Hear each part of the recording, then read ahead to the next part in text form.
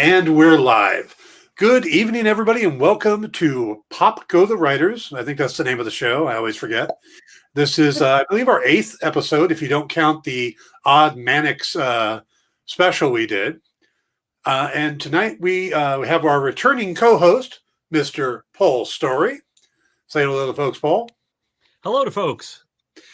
And joining us in the center square down at the bottom there, we have Tom and Terri Hodges.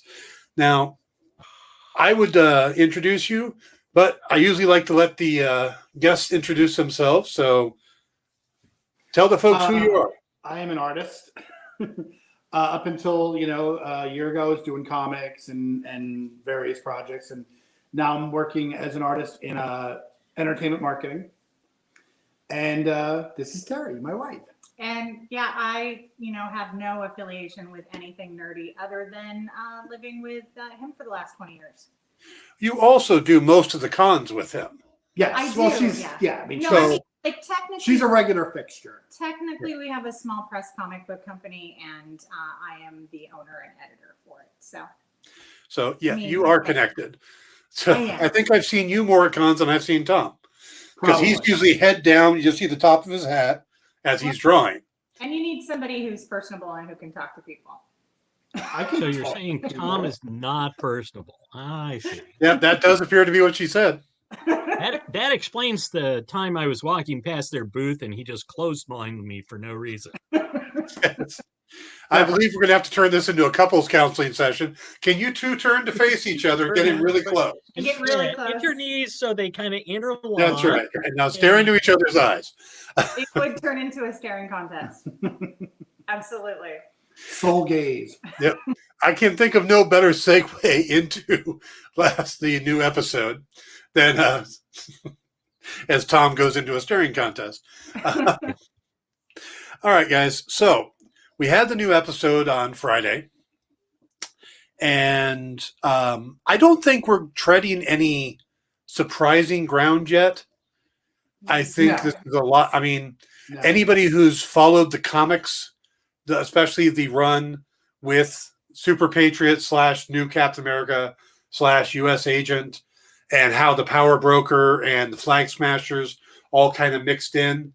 Yeah. There is that basis it's going off of, and it seems to be holding somewhat true. I mean, there are variations like the fact it's multiple Flag Smashers instead of just one. It's a group. Right. Yeah. Well, yes. The gender swap and Yeah. And there's one Oh, I'm sorry, Tom. No, go ahead. I was going to say there's one aspect that has, that people from the comics, like we were all kind of expecting, and it turns out to not be the case yet. You saying because his enhancement? I do not believe that Walker and Lamar, who is a welcome addition, I don't think they've had their visit to the Power Broker yet. I don't know if I agree with you. They might, I feel we were talking about this earlier after we watched it again. We feel like they probably already have at least maybe like an initial treatment. So we're talking like the first vaccination? Yeah, like the first vaccination shot. They got their first shot. He was thrown off a moving vehicle, slammed into the windshield of a car traveling behind him, rolled off, and got up to take off his helmet. Like any stuntman can do that. He's not a stuntman. One did. Yes, one stuntman did, correct. But there's usually a harness and breakaway glass, and that's not normally. Did you see how much he shattered the windshield on that car? He went hard. Yeah. Like I'm not buying it. I know those they said vehicles were not like going like 5 miles an hour. Yeah. Yeah. I think the government wouldn't announce that he was enhanced because they wouldn't want people to know they had that ability to enhance people. I have a theory about the government. Do you want me to get into my really quick theory and get it out of the way? If it's involved the throw, yes. If you're just doing a conspiracy, it absolutely involved. It involves the show and what else could go on down the road. Okay, so the blip at this point, the blip is 5 months after the everyone coming back. You had Spider-Man Far From Home, which dealt with like the comedic side of everyone coming back, sort of. Yeah. You had WandaVision, which dealt with the trauma and the pain of the blip and the return. Uh-huh. This is dealing with the political aspects of the blip.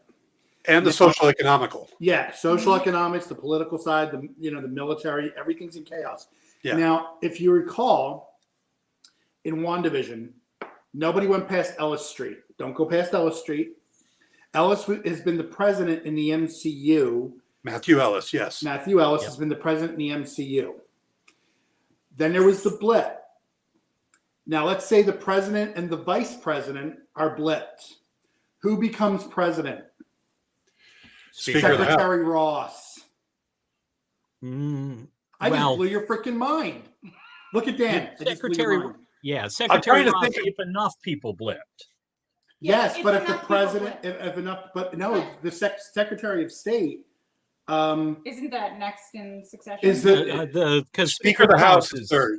Oh, the okay. fifth, So but third then fourth in line, right? The fourth in line. I'd have to double check, but I know he's in the line, yes. Yeah. But what I'm saying is that if But at the if very enough least, people blip Even if enough people didn't blip, he could move into the vice president. or run for president, because in that 5 years there could have been an election. There should have been, Also- certainly. And if we think about, there was an Ellis Street in this one, and there was an Ellis Street in WandaVision. We don't name streets after presidents who are still alive. So- Well, I mean they do, True. but it's very like ceremonial. It's like an honorary. and they've made it a point to show that street twice. Okay, what was Ross? He was Secretary of State. Secretary of State. He would be It's fourth. fourth. Yeah. Oh, we were doing No, the no, same thing, Dan. Yeah. He's technically fifth because, the president, vice president, Speaker of the House, then Yeah. President pro temp of the Senate, Yes. Right. Okay. then Secretary of State. But it's not Well, he- impossible for all of those four people to have blipped. Or even, Or he won an election during Yeah. the or enough people blipped that he was moved into the vice president position and then ran the next election because it's been 5 years. Yeah, it'd be interesting, or maybe they just declared martial law at some From what I understand, I didn't know about this, but I know during, and I don't know how to verify this, but I was listening to the news when there was a discussion about the line of succession when Trump had COVID and they took him to the hospital.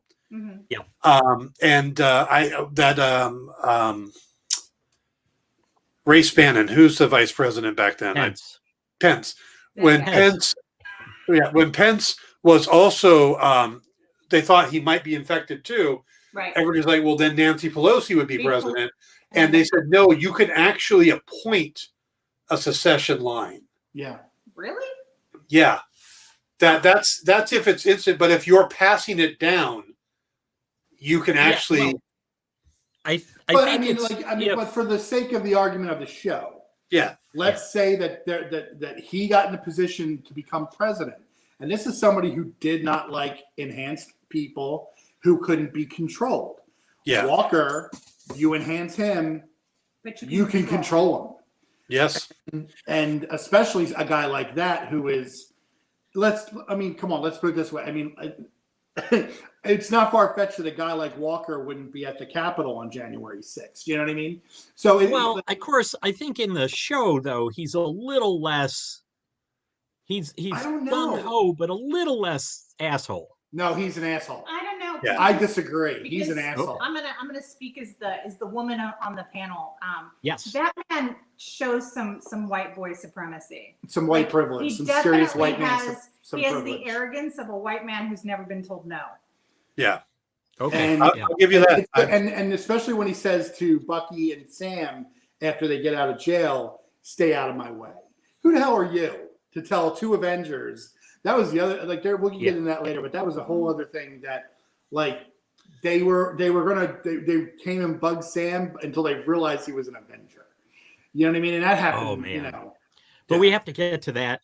Yeah, we'll get into that later. But I feel like he is enhanced. I think he's enhanced I think he is to a too. degree that he's it's almost like a treatment type of thing where he's starting to get treatments or it's not fully incubated in the system, but I think he's enhanced.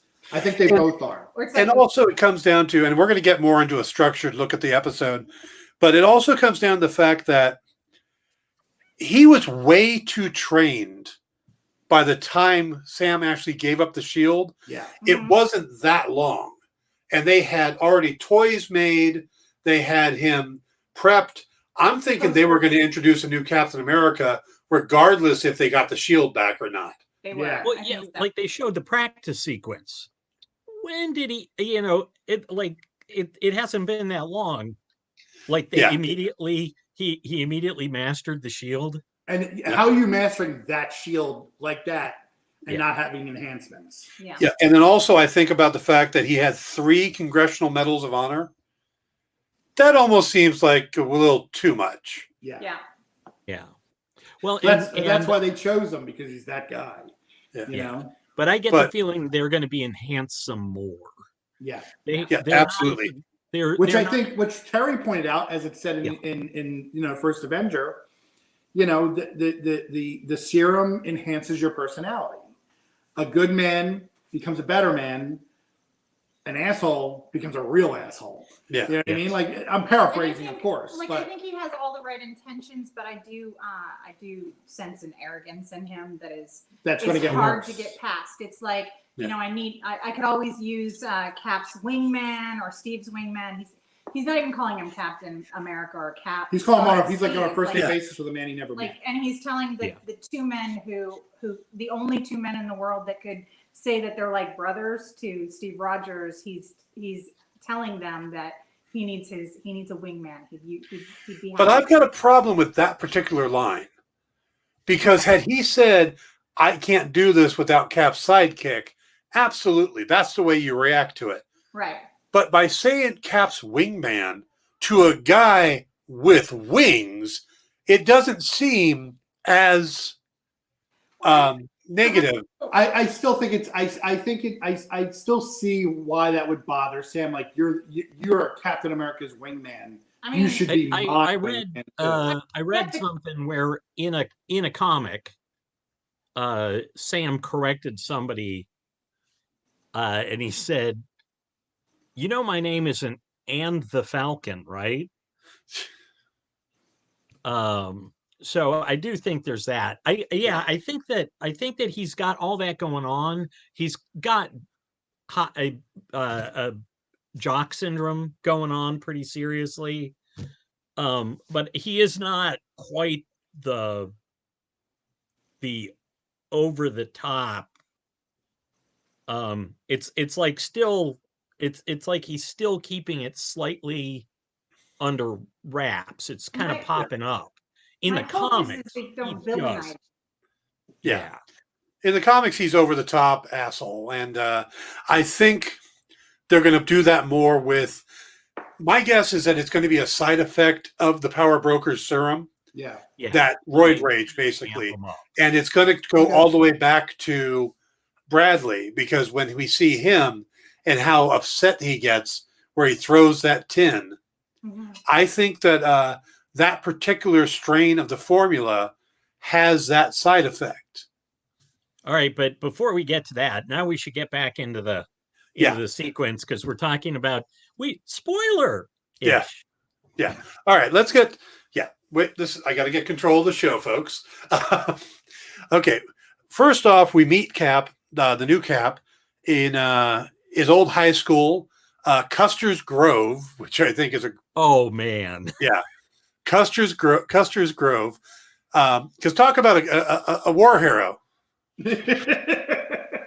Yeah, and we get the Good Morning America thing, because of course Disney owns ABC. Synergy, and he runs out there, and first we get to meet his wife.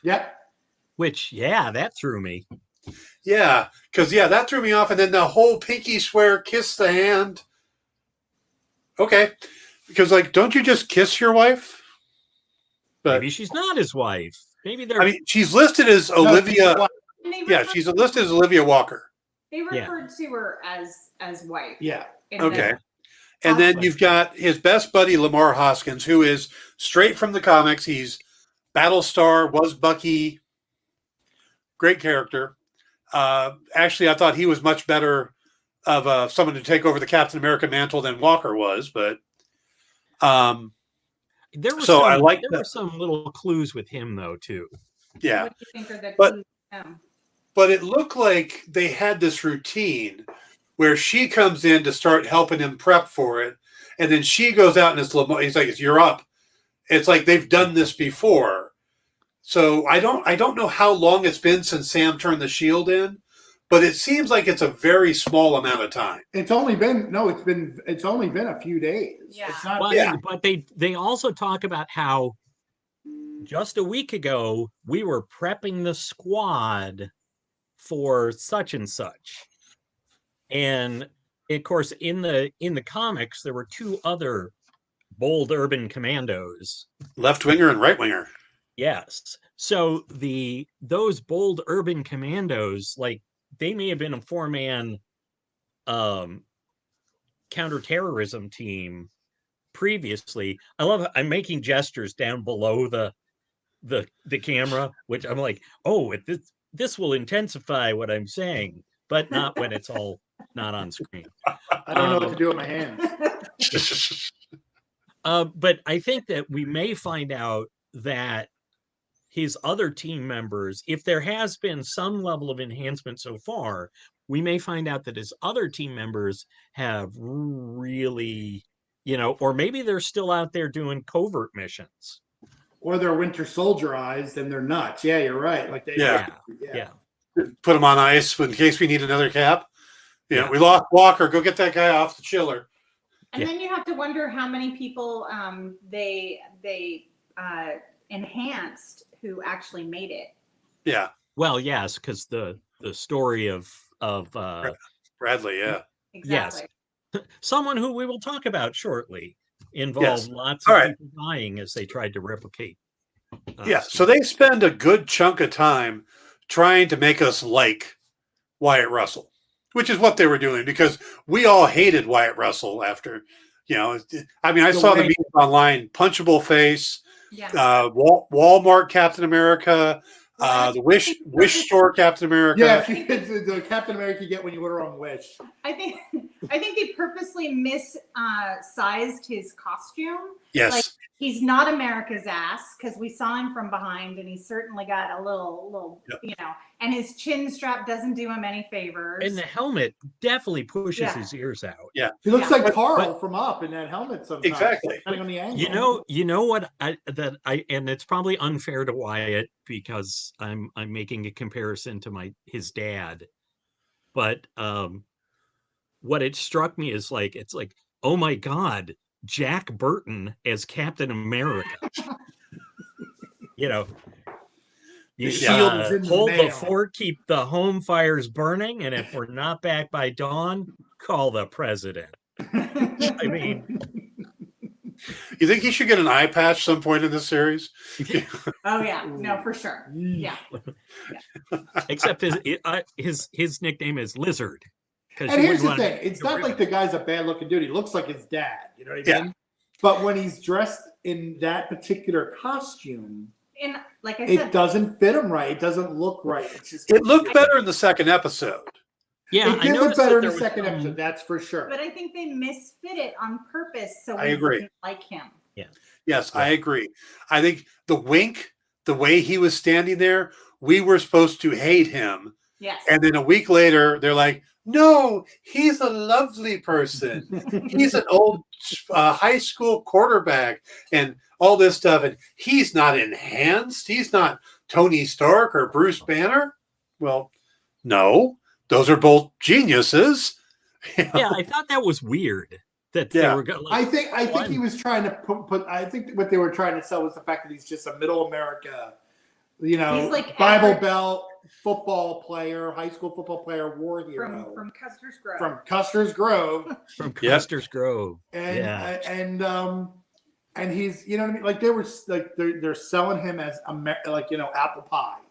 Yep. Apple Yeah. pie, baseball, and fireworks on the 4th of July. That's what they're selling. I want America's ass back.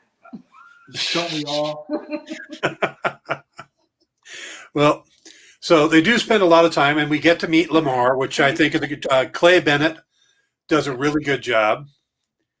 Oh, It's America's ass. Hot Toys? Yeah. but you Ah, know, well- if they did that with Walker, they would be making posters says "Kiss America's ass." All right.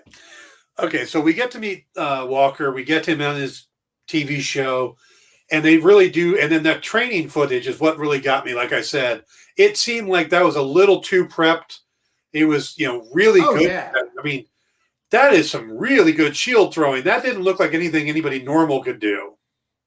I'm wondering if they didn't have like a practice shield for him to shoot with. Well, and you know what I mean? remember that they, and that's what I was thinking. I think he's known for a lot longer than he is led on to knowing. I think he must have been practicing because they showed Sam throwing the shield and having a hard time with it. So, Yeah. And we know Sam is in enhance. So this just plays back into the enhancement argument. I wonder if they started Walker or maybe multiple people, if they started him as soon as Sam, because Sam probably said, "Hey, I want to donate the shield to the Smithsonian," and they went, "Excellent, yes." There was a theory that came up last week, and I didn't give it much credence, but now that it looks like maybe Walker's been training for a while, some people were speculating, and again, only speculation, folks, don't go crazy, but that the mission that Sam went on in the first episode was geared to kill him. That Batroc was again hired by the government to capture this nobody. There's precedent. And that was supposed to kill Sam, take the shield, and then pass it on because Sam hadn't turned it over yet. That maybe that whole thing was to get rid of Falcon. I mean, it was the LAF. What does that even stand for? Yeah, we still don't. They never give you that. Normally, if you're going up against a terrorist group that goes by an acronym, in a story, they tell you what that acronym is. Yeah. And Sam even said LAF. Yeah. And Torres just glossed over it. Like, I don't think Torres knows. I think Torres is an actual Torres is enamored with Falcon. Torres is on Falcon's side. He's absolutely. Absolutely. So of course we're going to find out that he's somebody actually online posted. He's his wingman. Somebody online posted one of the YouTubers, and I'm sure we'll touch on it, but somebody said he's in on it, and I'm like, no, he's not. I don't think so. Pick up a goddamn book. Well, We're not supposed to feel like he's in on it, but he is the second Falcon, so maybe they promised him if you help kill them, we'll take Cap's shield and you get the wingsuit. But I don't see that. Yeah, I don't either. Not with him. No, I don't think so. But don't put that in my mind. I know we all like Torres. Keep in mind, we're following the Winter Soldier. If this is tonally closest to the Winter Soldier. Yeah, it does feel like it's Winter Soldier, where Winter Soldier was a 70s spy thriller. That this is the 80s buddy cop version of it. This is Lethal Weapon. This is Cash. Yeah. What was the Schwarzenegger Jim Belushi one where he's a Russian? Red Heat. Red Heat. Red Heat. That's it. Red Heat. Yeah. So I think that's this is supposed to be Lethal Weapon. So, and that's one of the things I like about Marvel is that they tend to go and do whatever genre they think. It's like anytime somebody says, "Oh, that's a comic book movie" or "That's a superhero movie," that is a genre. No, that's the equivalent of saying it's a cop movie. Well, Police Academy is a cop movie. So's Beverly Hills Cop, but it's a little different than Blue Steel or some of these other ones. Yeah. The Dark Knight is a cop movie. It's a cop Training Day thriller. Yeah. You don't put Police Academy and Training Day in the same genre, but they're both cop movies. Yeah. Yes, you're having a cop movie marathon. Yes. Or you're following Training Day right after the Mighty Quinn, as they're both, because they're both cop movies and they're both got Denzel, so they fit together, right? It's a theme. Oh, yeah. We're gonna run Serpico and then some episodes of Sledgehammer. Yeah. The Naked Gun. Naked Gun, yeah. So yeah, that's one of the things I like about Marvel is that they will take a genre and play with it. Yeah. In this MCU, and they do that constantly. And they'll take little bits like Ant-Man's going to be a heist movie, and this is going to be, Doctor Strange is somewhat of a horror movie. It's going to be more. Spider-Man is a John Hughes movie. Yes, the first Spider-Man was definitely a John Hughes movie. That it was a love letter to John Hughes. Absolutely. Oh, absolutely. Yeah, totally. Yeah. And what's funny is I'm not the guy. I'm not the John Hughes fan. Some of the movies I loved, but I'm not that deep into it. But I really like that. But then I don't like sitcoms, and I loved WandaVision. Yeah. And that was an open love letter to sitcoms. Oh, yeah. Well, it was a love letter to sitcoms wrapped around a trauma movie. Yes. Trauma and a little bit of horror. Well, I think we're going to get all aspects of the blip. I think that's the brilliant thing they're doing with these shows. That's what I was telling her. Yeah. It's like I said earlier, Spider-Man showed the funny side of the blip and the return.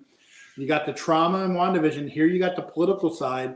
I don't know what they're going to show in Loki other than because he wouldn't know about the blip in that particular version of him.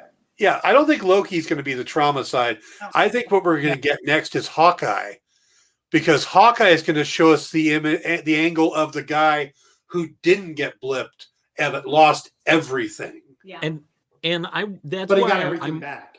And I wonder though if Kate Bishop was at some point some kind of surrogate daughter he picked up during the blip. Because I wonder if it's going to take place during the blip. I'm wondering if the whole thing takes place during the blip, and it's going to be his. Because he was on a rampage during that time. Character. I think you know what I think it is.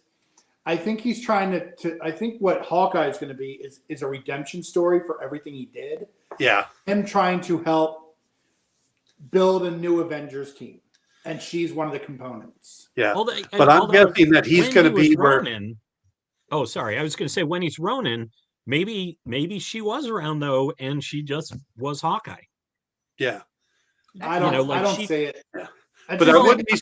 It could be true. I don't know. I think it's going to be a redemption story. I think. Yeah. Well, yes, but you can do that by him taking her under his wing, rather than letting her hang out in the cold. Because what the thing is that it's kind of weird that he got his family back. And that he's hanging out with some teenager and teaching her how to superhero.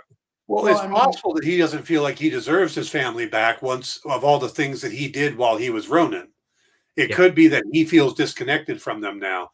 Andrew asks he wonders if Loki is about redemption. It could be. It could be, but my problem with that is the Loki who started to be redeemed is gone. Yes. Yeah. This is the unredeemed Loki straight from the end of Avengers 1. No, you're right. No, but I feel like one of the things that they're going to do is they're going to show him what happened to him after that moment. What he went through. Well, yeah, but then we're going to get to see the Loki that we all love, which is the mischievous,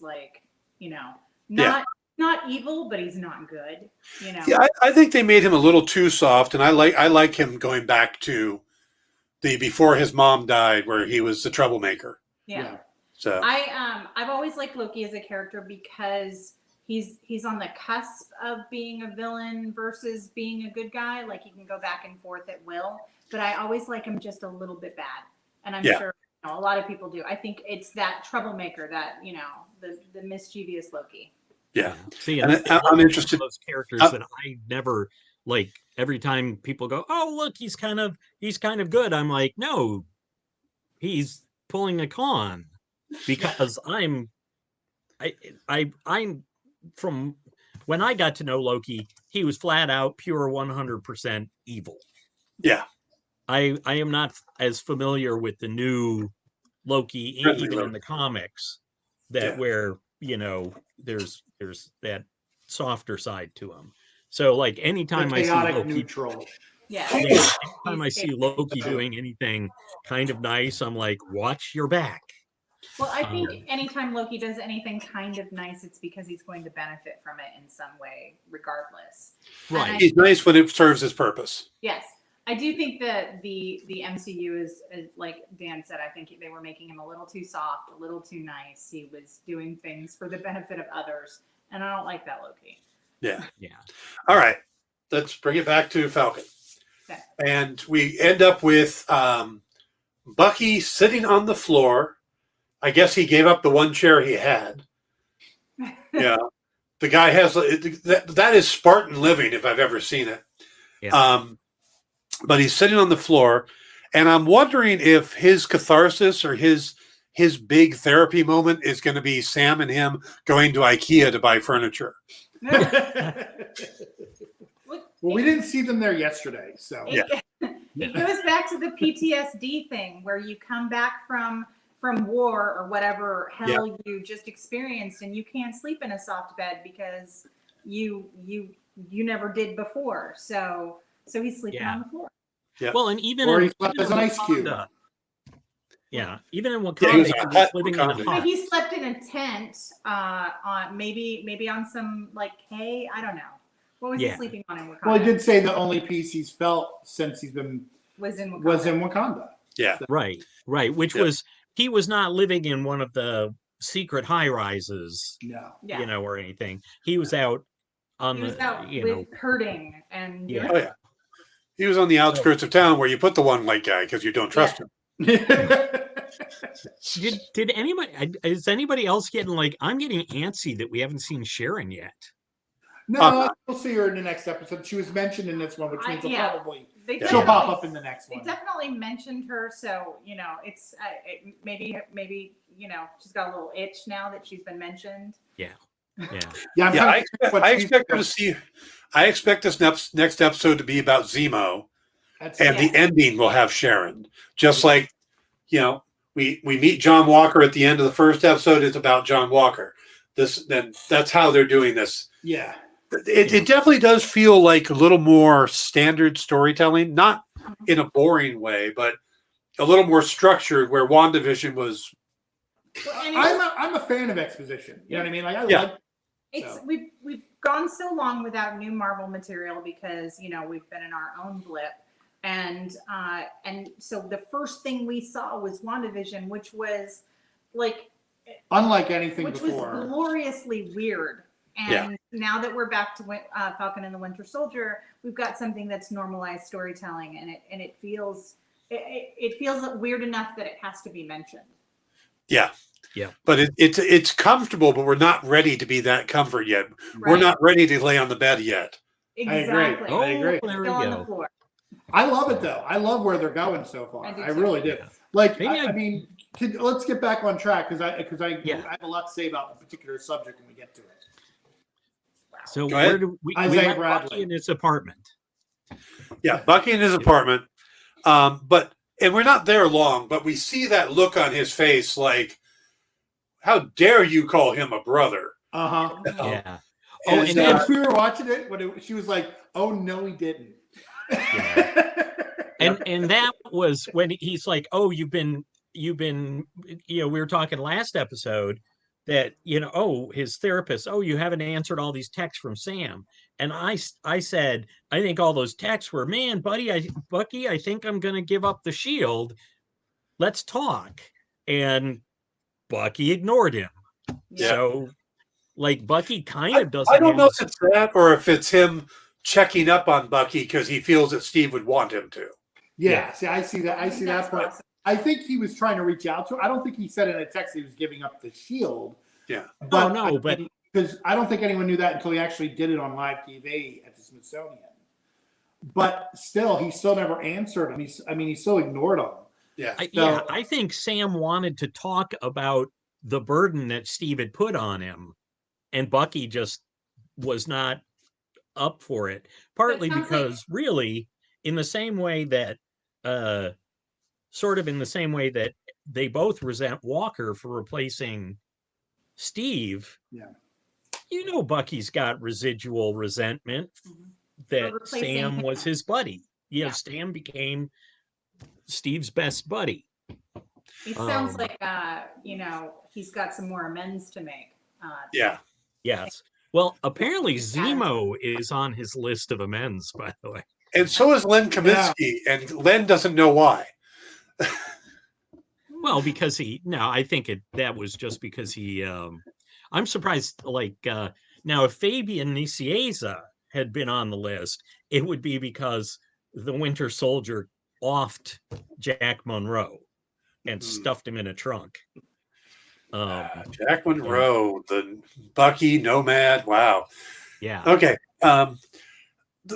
This is we're about to get to a part that I don't understand. And I don't understand the current status of Falcon and Winter Soldier. I know that Bucky's been pardoned as long as he does this court order therapy. Yeah. And I know Falcon is working with the Air Force. But he went to the Air Force, asked for a mission, and they set it up. And Bucky can just walk on an Air Force base and add himself to the mission? Well, I think they're Avengers. There was always the Avengers priority thing. But I think Falcon has been an independent, a military contractor with. Yeah, and I can understand that. But Winter Soldier was a bad guy up until recently. And yes, he's pardoned, but do you turn the pendulum all the way over and, he's an Avenger now? But here's the thing. Fictional characters. Yeah. Well, here's the other thing. Remember? Got all stealthy. You learn that in the that's another thing. What if he snuck on? Maybe Bucky just walked on. And it's like you're all White Wolf style. Yeah. I like that they mentioned that. Yeah. I like that Sam had no idea. Yeah. He was giving him crap about it. Yeah. What are you, the White Panther now? Oh, it's a White Wolf. What? Right? Huh? And didn't go any further. Well, my favorite part about that whole thing is, and they talked about when he's talking to the kid, and he's like, "Well, it's the Black Falcon. What? Because I'm black, I'm the Black Falcon." Well, of course, Bucky, who was the only white guy in Wakanda, is the White Wolf. So they're opposing.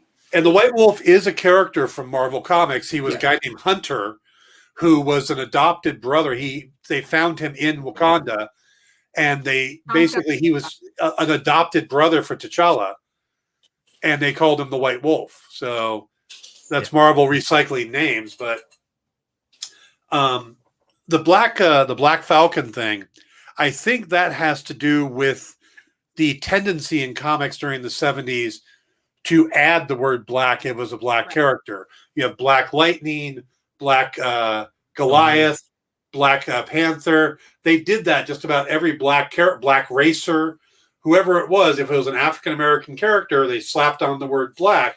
And I think that was kind of a poke at that. It definitely was. Yeah. No, I said the same thing to Tom when we saw it. But I just thought it was funny to the juxtaposition of that character, and then you have the White Wolf character, which Bucky was. So, I mean, we've gotten into race a couple of times in this show. Yes.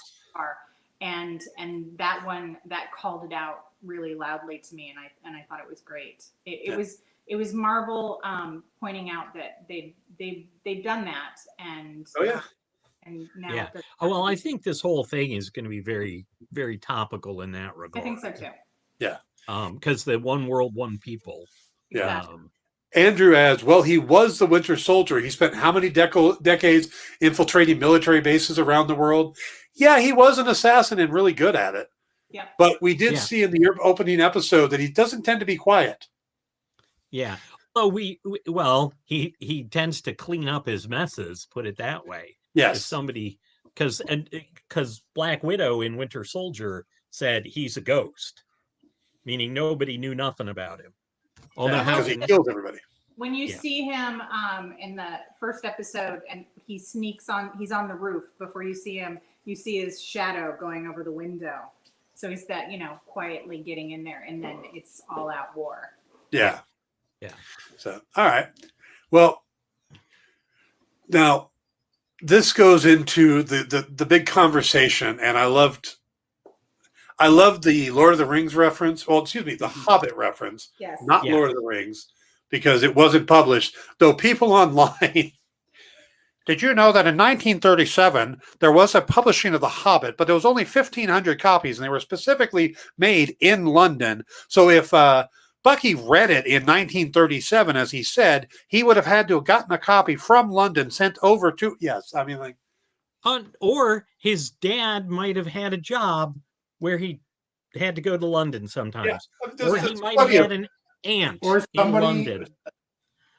or someone worked, in an air, in the airlines or something, and found a copy on a plane. Or in that case, In her case, more that's how she got likely- introduced yeah, to Harry that's how I Potter. got the first Harry Potter book before it was published in the United States. It came over on a plane, and I worked in the airline industry. And someone left it there.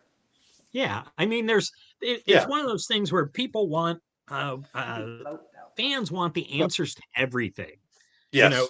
I want it all painted out. All we need to know is Exactly. that Bucky got a copy and he read it. Like when people want to know, it's one of those things. Like you don't need to know every minute little detail. Just let it happen. But and not to go back to WandaVision, but I loved how when they were trying to figure things out, they essentially wrote all the nerd questions on the whiteboard. Yes. Because we were all asking it ourselves. So they were. Well, that's because Jimmy Woo was us.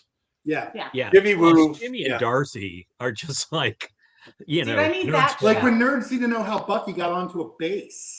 Speaking of Darcy, this is a little off. Hey, I'm a little thrown off right now. I'm listening to the audio version of Sandman that actually has Neil Gaiman reading the narration and James McAvoy as dreaming. Mm-hmm. Kat Dennings plays Death, Oh, and I really? can't get my mind out of her being Darcy. So now dreaming is talking to Darcy. Does she now, keep now, offering now I people kind of want to coffee test his death. too? yeah. No, there's no coffee scenes, but there is a long diner scene. But Well, see, yeah, there's what was it? Two broke girls? Yeah. I wanted to say two drunk girls. Brian brings up that maybe Bucky's family was more well-to-do than we know. We know Cap's family, Steve Rogers' family, was not doing great, but Bucky definitely could have been. True. Yeah. No, it's Well, very and- true. and- But they lived in kind of the same neighborhood. So Yeah, they- but- I mean, but But- even within a neighborhood, there are levels, and Yeah. especially But then. But even Bucky had a suit. Yeah, He didn't have a suit to his parents' funeral. yeah, there you go. So, all right, it was cute. okay, The sorcerer is just a wizard without a hat. yeah, And we're all just like, I do love that. it's a great. and it's true. They do fight aliens, androids, and sorcerers, or at least they haven't fought a lot of sorcerers. I guess Ebony Maw is technically a sorcerer, but that doesn't really come across in Endgame, or in Infinity War. But the other ones, Doctor Strange certainly fought sorcerers. Well, and at this Yes. point, being that it's 5 months after the blip, or the undoing of the blip, I would think that that Scarlet Witch would be more well known. yeah, it is possible that what happened is definitely. Andrew adds in that it's Professor X chatting with Darcy Lewis. That is true. Yes. Because James McAvoy is Professor X. And Michael Sheen plays Lucifer, so that's Basil from, the Good Omens. Good Omens, yeah. Yeah. All right, so, but we throw them on the plane, and we get them in Germany, and we get the searching thing the about building. plane, though. First, What? the plane. Oh, So, okay, Cap jumped out of a plane with no parachute into water. into the water. Cap dropped out of like a 20-story fall onto his shield, which is vibranium, which supposedly absorbs all the took the impact. hit. yeah. I know Bucky's got a vibranium arm, but a 200-foot drop onto dirt at however many miles an He hour. was hitting the tree branches on the way down with his arm. It would take the impact of his arm and slow him down. But I was like, that was just that one to me kind of, I was like, holy crap. Fictional character. Yeah. I don't know where this comes from, but I like it. It's Ben Affleck in Jay and Silent Bob Strike Back when they're talking about fictional characters. Yes, I can picture the scene now. Okay. But the point that I was thinking was, yes, he's got the vibranium arm, but unlike the shield where you can like get it under you, like there's no way to land on a vibranium arm where part of your body is still slamming into the dirt. I like it fine. I thought it was a nice bit. I love that Sam recorded it. Yeah. But yeah. I got all that, right? Yeah. I think this was supposed to remind us that Bucky is enhanced, which hasn't really come across a lot in the movies. Yeah, he stands toe-to-toe with Cap. And he's 106 years old. Yeah, but when they're fighting individually, it doesn't look like one of them is enhanced. They just look like a good match. Yeah. So there isn't a lot of times we see him being super, but we get him falling out of the airplane. We get him running after the truck, which surprised me. Moving like Steve. Now, they do mention in Winter Soldier that he was in Arnim Zola's hands. Yeah. And that Zola had been experimenting on him. Right. So they did point out that he was enhanced, and of course the reason why he's 106 and still healthy is they kept freezing him periodically. Well, that and the super soldier serum. Right, but okay. Obviously, my basic theory is that Zola was trying to recreate the serum that Erskine created while he was working for Red Skull.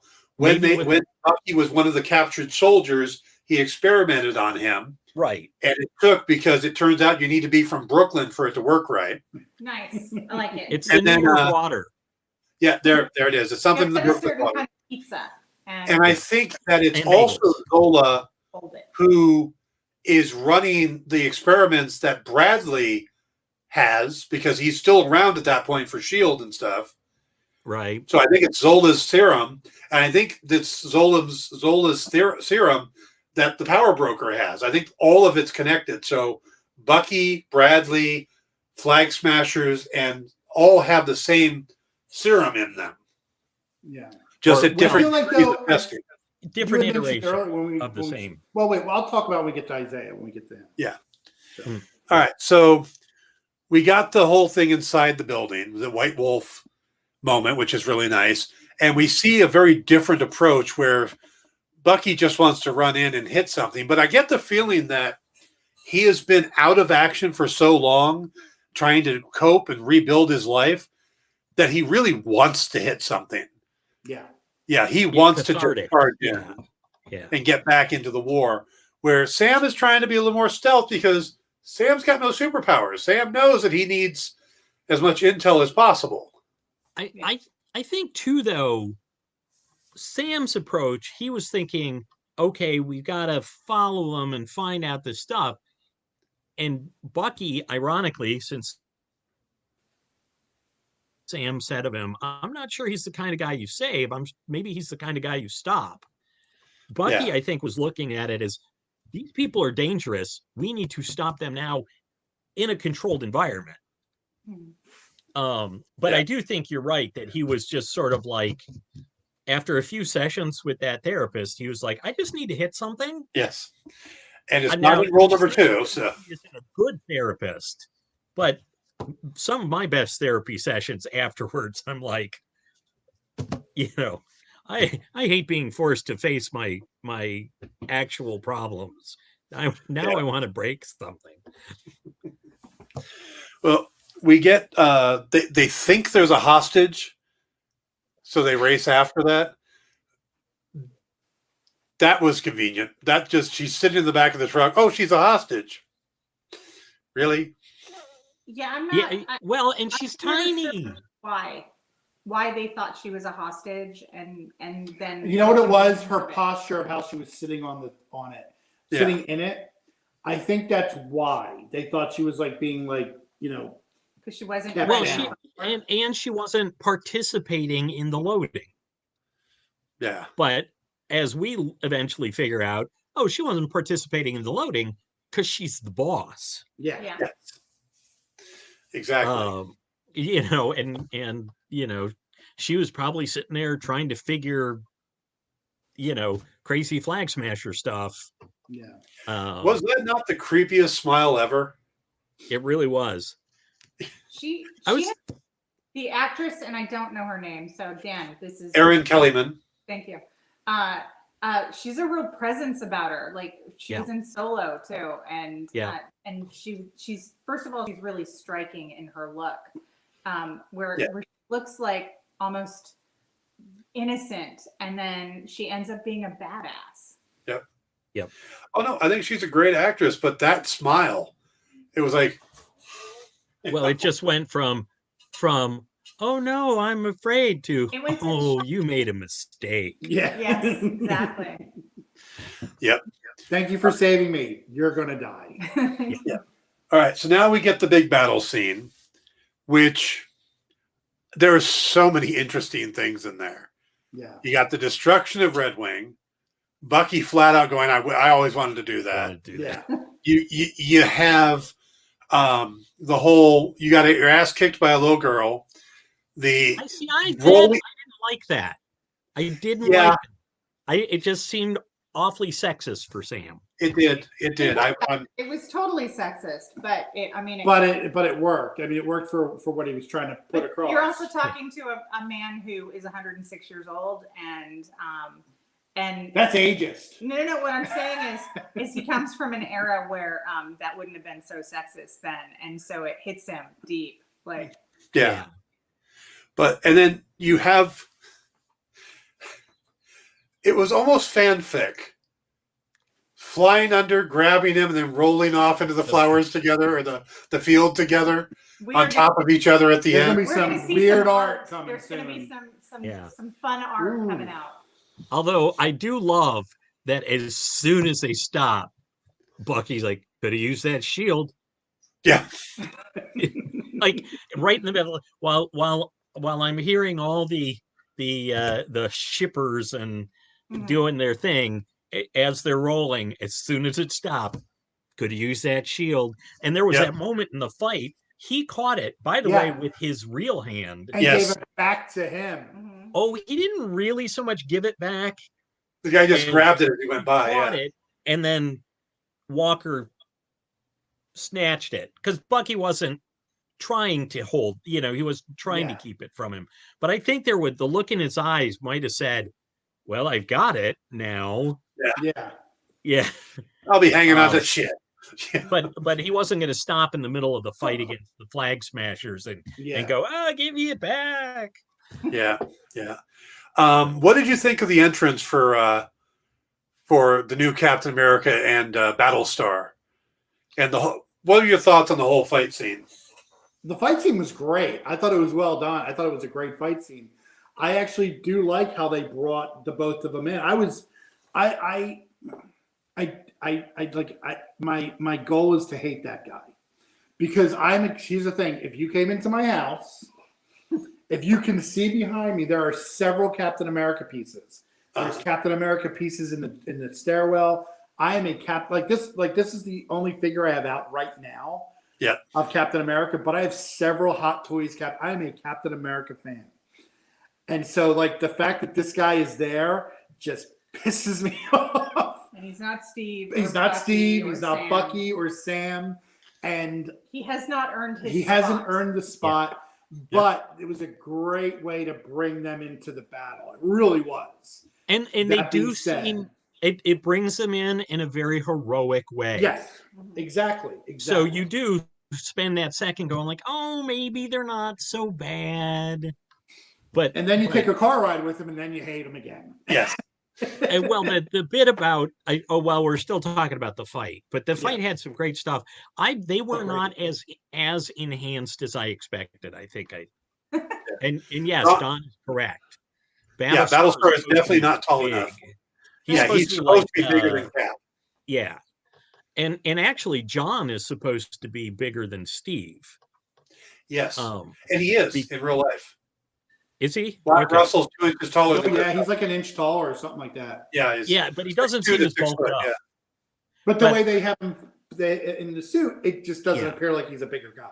Yeah. Yeah. think And it's I the do missing actually part of the wonder experience. if maybe they filmed some scenes and then had him do the Marvel bulk up or something. We'll see. could be, But- or had him bulking up as he went. Yeah, he was not, but they were not, he and Lamar were not as like they did not seem, because if they had been as super as I expected, then 4-on-4 or 4-on-5 wouldn't have Yeah. been so bad. Yeah. And Maybe Lamar's not enhanced, but I still think Walker is. I think Walker is at least in the process. I don't think he's fully enhanced, and that's why that like we talked about that earlier. I think that's going to take it further and further with the roid rage, if you will. Yeah. But if you really get down to it, it was one super powered, being one maybe in the middle of the treatments against 4 others who were enhanced. Yeah. You know what I mean? Because all the flag smashers are enhanced. I am a little surprised that Bucky didn't go a little crazier with the vibranium arm. Yeah. Like, because he knew that these guys were enhanced. Yeah. Yeah, he could have. Could have really. Don brings up another- Does a Depends on his vibranium heart arm mentally. does a vibranium arm kind of defeat the purpose because it absorbs the impact as you hit somebody? I don't know if it works the same way. Yeah, I don't think it Yeah, but works. Cap hits people with the shield all the time. I think it was. Yeah. I think it was. It's. I mean, if the vibranium's the force of the hit, it doesn't work the same way. It's But- the absorption. But I think it's mostly. Oh, sorry. I think part of that, the absorption, that's part of Shuri and her creation of that costume. I don't. They've never said otherwise. That vibranium. No, they have the Have shield they? absorbs the impact. I When don't- she- Remember? when Yeah, Cap that's why jumped out of Black the elevator. Panther's suit. That's why Black Panther's suit, when he got shot, Well, no. Well, no. Well, They were like- that was he can read. Well, the technology she put in his suit was it absorbs it Enhances and that. then and distributes then it. out. oh no, but I'm talking about in Civil War when he's Yeah. wearing the pre-Shuri suit. Yeah. They go, oh, he's got a vibranium suit, and that's why. I think what it really comes down to is it's comic book science. Despite Yeah. I'm And answering Spider-Man my own calls that question. out. Yeah, Yes. Spider-Man calls that out in Civil War by going, your shield defies the laws of physics. Yeah. Okay, this is interesting. Don asks, he says he joined late, so I don't know if this was mentioned, but I get the vibe that the show has merged the Flag Smashers with the Watchdogs, which were villains during the same era.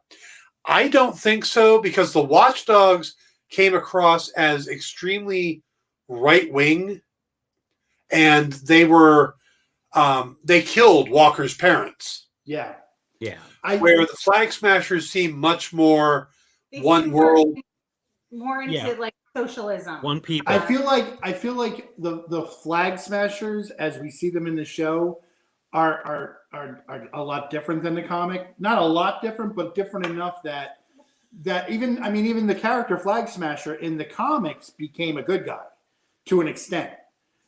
You know what I mean? So He does have to help them at one point, yeah. yes. I was going to say, has anybody seen the online speculation that that Carly Morgenthau, who is gender swapped for the TV show, that somebody and it's crazy, but I think it's funny. They're speculating that she's actually one of Bucky's descendants, like through and like Wow. and that she will become Nomad, the woman without a country. Because she's, one world, she has no country. And I'm I don't like, read a lot- I you're don't working read a lot really of hard. online speculation, but I think she's Mephisto. Yeah. I've heard she's supposed. People seem to think she's going to be the daughter of Red Skull.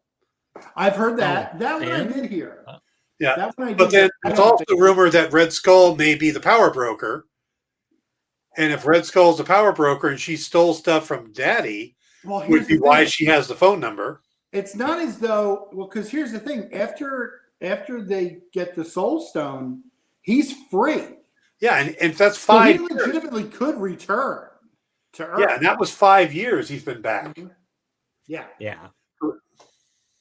So I think Red Skull is.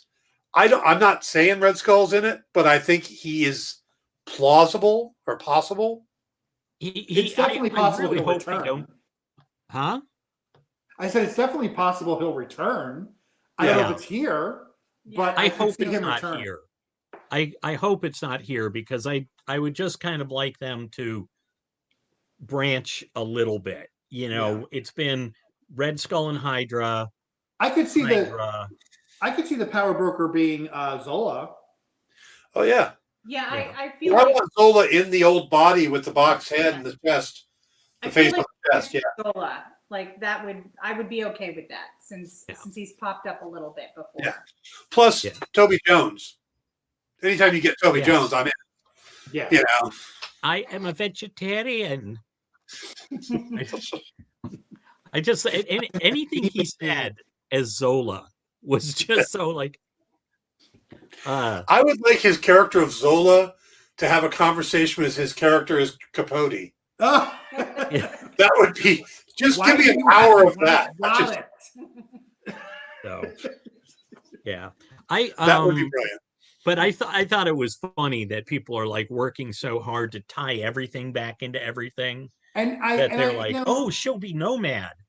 Why? I get that. I get people want things to connect, so like like in their brain or their head canon, but let it play out. Like with WandaVision, like every week it was like the Nerdist and New Rock Stars and every one of these sites, they all tried. It was always Mephisto, or it was this character, or it was that character, but it always came back to Mephisto. And the problem with some of this speculation is that it, like, they blame Marvel for it not working out when it's really all these fan sites that put these ideas out there and all these possibilities. That being said, I really love listening to them. Oh, so do I. And having them be wrong. Because when they're wrong, it brings me great joy when they're wrong. You know. Don says people want established characters to emerge so they can sell their back issues at elevated prices.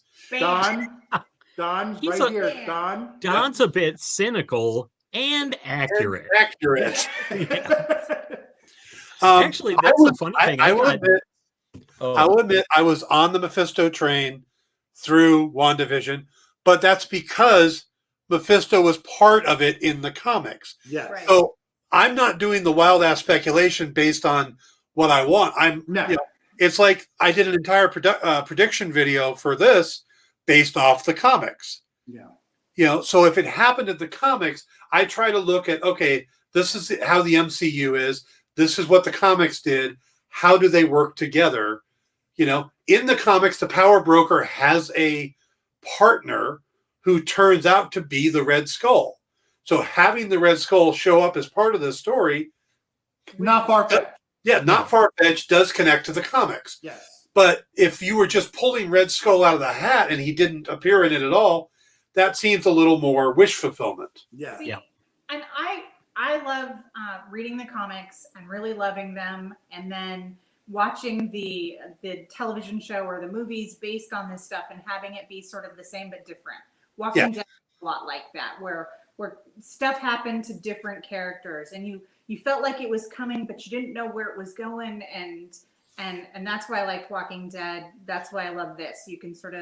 You sort of can think things are going one way and it's going to go in another way, but it's going to connect completely. I think Brian's got the answer here. He says lots of people having nightmares, though. Just saying. Bucky is having nightmares. Bucky is having nightmares. It's only nightmare all over. Nightmares back. Yep. But it's all going to lead into Doctor Strange. And see, that's the other thing. Like, I actually thought Doctor Strange was going to pop up in WandaVision. I did too. I thought he would show up maybe as in like the end credits at the very least. I have a Kind of the feeling Samuel L. Jackson. Hey, you just did something crazy. You need some training. Yeah. From what I understand, and I can't get this verified, but there was talk of that, but because of COVID and where Benedict was filming at the time down in Australia, actually getting him on set wouldn't have worked. Yeah. Well, and I could see that being the that's reason. why Darcy didn't end up in the last episode because of the filming and COVID and all of that. So yeah, they couldn't get her quarantined to be in a scene with other people, so they could have her in the truck by herself. It's a shame because I loved her character so much that she'll be back. I just wanted that I wanted her and Jimmy to have their last interactions on the show. And Well, she said another character that just blossomed on that show. Yeah. Don says it's fun looking at the Grunwald comics, which is where all this stuff comes from, and the possibilities. D-Man, the Serpent Society, and Mother Night. I doubt we're headed there. Probably not. Probably not. No, I think D-Man would be interesting, but yeah. What else he said? He said it would be nice for the Power Broker to empower characters who could end up being Thunderbolts under Zemo. Well, that's what I think's gonna. There's a part. That's why I said the whole thing about Ross earlier. Don, you might not have seen that part, but basically what I said is, real quick, that there's a possibility that Ross is president right now because of the blip, because he was Secretary of State. Some people might have been blipped. There might have been some kind of way he became president, but he's building a new team and he's building it with the Power Broker. And I think, like, there's a part of me that thinks the Power Broker is working with the president and or who's ever putting together the new Cap and Battlestar. I think there's some. It's the new Hydra. I mean, for all intents and purposes, I feel like there's an underlying thing going on that we haven't seen yet that is also very much based in the comics, where they're building this secret team of villains. Yeah. And that's what's, I mean, because it could be very possible that John Walker was part of a program to create a Captain America-like character to be part of the Thunderbolts. Yes. And then when the Shield became available, they went, "We got it." Yep. You're the guy. The one thing is that all the characters that we're seeing so far are just super soldiers. Yes. So, you're not going to get much variety if it's, you're not going to get Songbird. Well, here's the thing. I was wondering, and this is something I asked both of you gentlemen. Do you think that this particular series might be where we get the beginning of mutants? No, I don't. I don't think we're going to get mutants until Phase 5, because Kevin Feige has said that he's got a 5-year plan for this, and the mutants weren't part of it because they didn't have Fox when this was all planned out.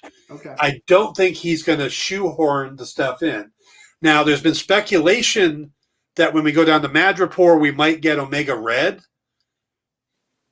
but he's explainable in other ways too. I think you should run into Silver Samurai.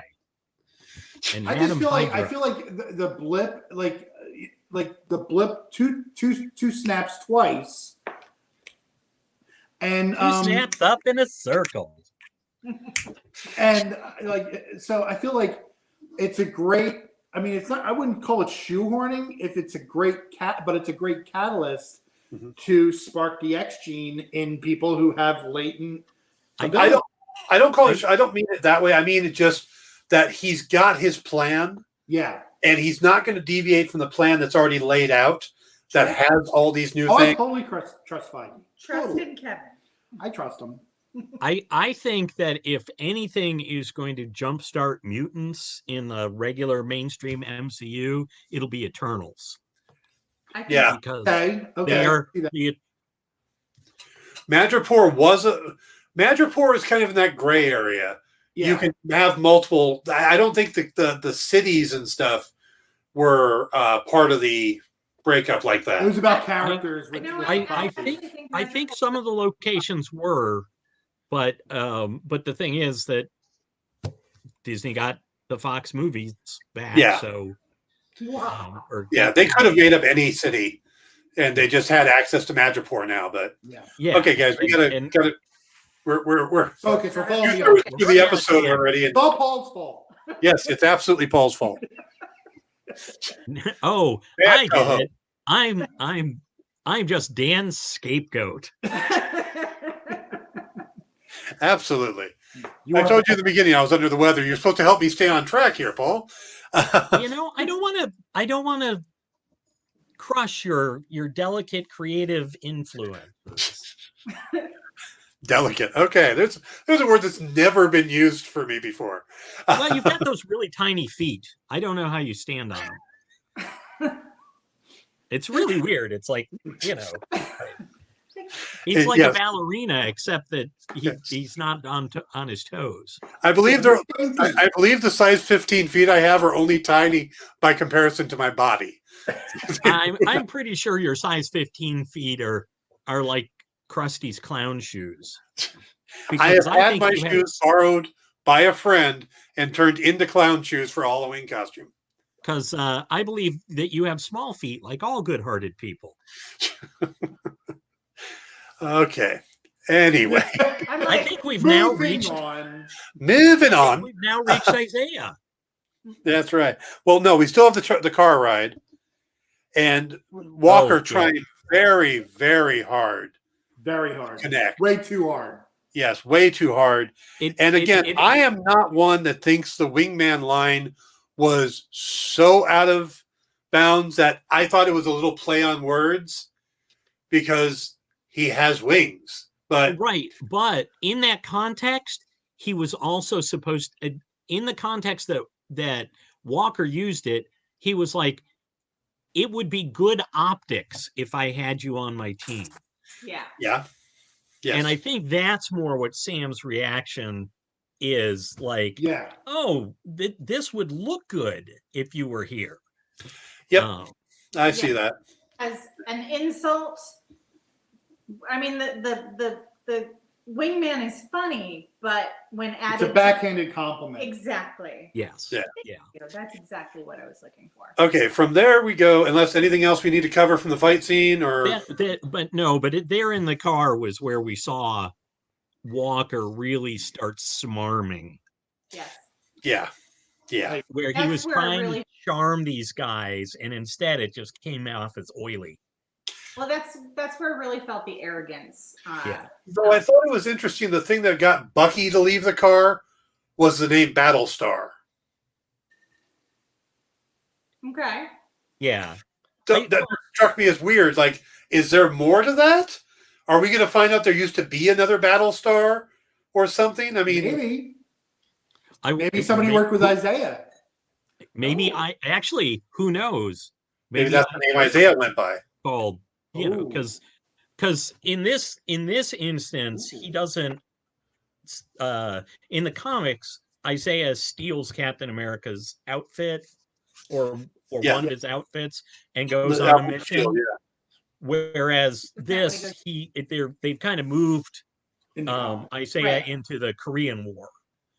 Yes. Although, all of 5 years after World War II. Those are important 5 years, man. But so we get Bucky taking him to Baltimore, and we get that great scene with the kid out front with the whole Black Falcon thing. Yeah. Which, like I said earlier, I think is a pointed jab at the fact that all superheroes in the late 60s, early 70s that were black. She said earlier. Yeah, that they had to be Black Falcon, Black Vulcan, Black Goliath. Yeah. Black Lightning. Yep. Yeah. So although to let Tony off the hook on that one a little bit, I think that the original really offensive character that somebody was planning on doing was called Black something, and so I think he kind of inherited the naming. Then again, the original name for Black Panther, or the one they talked about, was Coal Tiger, which I don't know is any better. Yeah, Wow. No. Really? Yeah. No. Yeah, Oh. that was the name that there's a lot of Jack Kirby sketches, and the costume's different. He's got yellow in the costume, and he doesn't have a mask on, but he was called Coal Tiger. That's not good. No. So No, definitely not. So, all right, but we do get to meet Isaiah Bradley, and again, we're dealing with a lot of race issues in this, which I find very interesting. See if I can bring this up. No.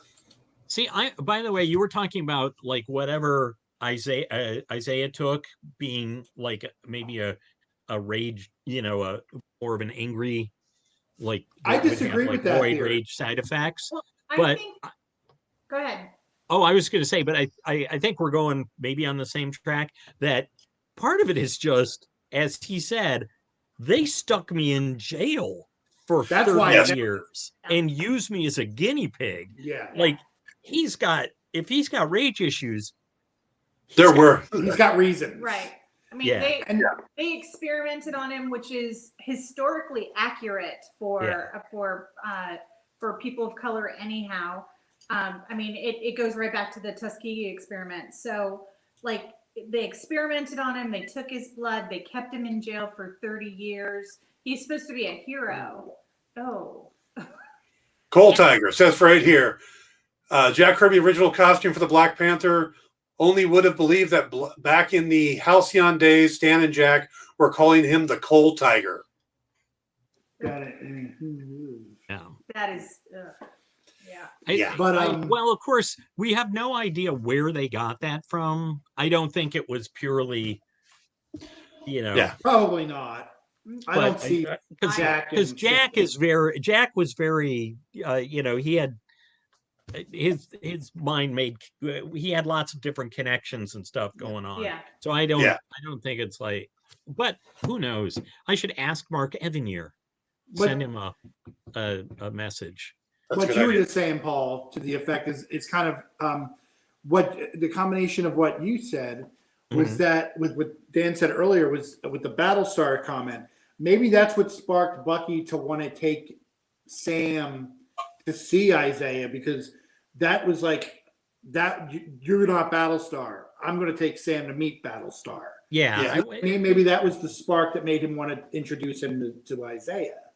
And I didn't think of that until you both just said what Dan said earlier. Yeah, because it did seem odd that he got so sparked by the name Battlestar. it was pointed. You're right. Yeah. Yeah. All right. Isaiah, of course, that's Isaiah's grandson, Eli, who opened the door. Yeah. Who is another of the Young Avengers. Yeah. Although technically we only know that because of the credits. He's never referred to as Eli in the... Yeah, I know. I just thought it was weird that, he appears on screen and he's in that whole scene, and at no point does he go, I'm Eli, or something like that. Or, Eli, guys out of here, or whatever. Yeah. I think we're going to get a lot more with those two characters, because I don't think we've delved enough into the actual experiments they did on him. And you don't bring you don't bring in someone like Carl Lumley and age him up even if you're not going to use him more. I need to know more about this character, and I would love to see them go back to the Korean War so we can see the interactions between the Winter Soldier. Yeah. Well, I think he's definitely kind of Chekhov's gun at this point. You can't just, oh, by the way, there were other super soldiers. See ya. You can't do that. You can't. But there was Chekhov's gun in WandaVision. They never. The missing witness. Yeah, you know what? There was lots of there controversy. You're right. But is that one of the things I heard that was one of the things they were unable to tie up because of COVID and because of? Don't know on that one. I would love to have a conversation with Matt Shackman on that one. Yeah. But I think that given who's running the show, Malcolm, and I'm forgetting his last name now. Oh shoot. I should have it here. how do you blank on that? But Spellman. Spellman. Malcolm Yeah. Spellman. I haven't seen a lot of his work, but I've like heard interviews and stuff with him, and I cannot believe that he would not that he would just like, oh, just quick nod and we're on. It's either No, a special red herring or it was something that couldn't be tied up. Yeah. Yeah. No, I think this is definitely the Black Lives Matter series. This is a chance to deal with it in the MCU, between the bank loan issue, then the being pulled over by the cops, or the racial profiling. Yeah. And I love that Bucky is yelling at Sam. Uh-huh. And they're like, "Sir, is he bothering you?" Yeah. Like, is Sam bothering you, the guy who's yelling at him? What really struck me was like they're ready to put the cuffs on him until the other guy's like, dude, these guys are Avengers, and then it was all respect. Yeah. You know what I mean? Like, Bucky going, do you know who he is? Yeah. Which, thank God it was him who said it wasn't Falcon. Yeah. That's a whole different thing. Yeah. Well, and again, it's like the guy at the bank. Ooh, you're Falcon. I'm gonna fanboy. I'm not gonna help you get a loan, but I'm gonna fanboy. I love how they are addressing that though, which is great. Like, how do you guys get paid? Like, what do you guys make? Yeah, I think it's interesting that they threw that out there. Did Stark have a fund for you guys? Like, yeah. Well, My the funny condolences, thing by is, the way. in the my like, condolences, one by of the my close way. friends just died. Yeah. My condolences, by the way. Can Yeah. I get a selfie? But in the comics, for a while, the Avengers actually did get a stipend. Yeah, they were. It was like Steve was getting paid like 6 figures in the comics for being Captain America. Yeah. And I'm sure the other ones were making money too. But yeah, it's something they did not address. They're starting to address these things that people ask about. Well, it's the little things like fictional character. It's All the little right. things like This is a keeper, I gotta tell you. Yeah. like them addressing in Spider-Man how buildings get cleaned up, and like that. I do love that. There's actually a group of people that are in charge of that, picking up all the alien tech. So Right, which was something from the comics too. right. Thank you. Exactly. Yes, thank you, Dwayne McDuffie, for creating damage control. Exactly. Oh yeah. Another rumored show. That would be so cool. Yep. Yeah. So okay, so we had the time with Bradley. We obviously see he's still enhanced. Yes. Yes. Because that is one poor sardine can, or whatever that tin was. I thought sardine can, but embedded in the wall. And I love how their reaction is like, yeah, we gotta go. We Yeah. Well, but I did like how Sam was like, wait, no, and they're like, nope. Everyone else is like, because I think that Sam's immediate impulse was to try and find out connect. more. Yeah. And I bet he goes Sam's back. the rescuer.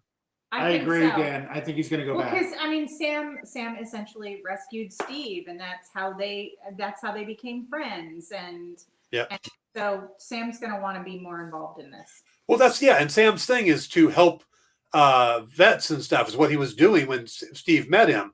So I could see him looking at Bradley and going, he needs help. He needs to help adjust. Yeah. And that look he gives back when Bucky's being arrested and taken away, he looks back at the house, looks like he's contemplating going to talk to him. Yeah. I think I definitely see that going back. I think he's gonna confront the nephew first. Yeah.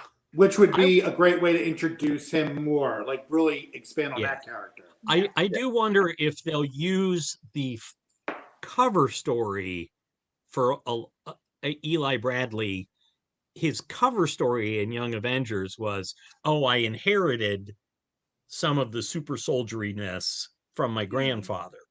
Right, and he was actually and then it turned out he was not. He was using a artificial mutant growth hormone.